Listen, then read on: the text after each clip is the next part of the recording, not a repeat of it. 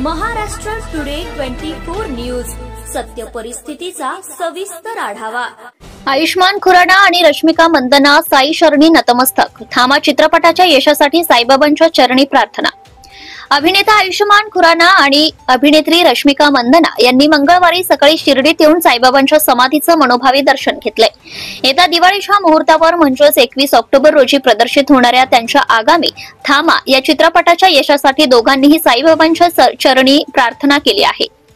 साईबाबांच्या दर्शनानंतर माध्यमांशी बोलताना अभिनेता आयुष्मान खुराना म्हणाला की गेल्या 17 वर्षांपूर्वी साईबाबांच्या दर्शनासाठी आलो होतो।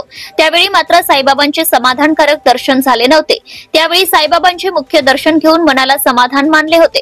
त्यावेळीपासून साईबाबांच्या दर्शनासाठी येण्याची संधी शोधत होतो। मात्र आज अखेर साईबाबांच्या दर्शनासाठी येण्याची संधी मिळाली असून साईबाबांच्या समाधीचं दर्शन घेऊन मनाला खूप समाधान आणि आनंद मिळाला। रश्मिका मंदनानं व्यक्त केल्या भावना। साईबाबांच्या दर्शनासाठी मी या आधी छावा चित्रपटाच्या यशासाठी आली होती।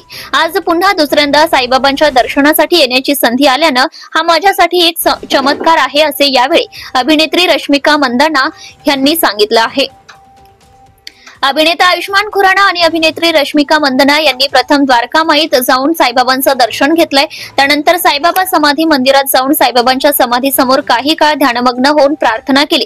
दर्शनानंतर दोघांनी साईच्या चरणी साईच्या गुरुस्थान मंदिराचंही दर्शन घेतलंय। महाराष्ट्र टुडे मराठीसाठी ब्युरो रिपोर्ट शिर्डी। सांगली जिल्ह्यामध्ये महात्मा गांधी चौक police station, press the bell icon. like Never miss an update.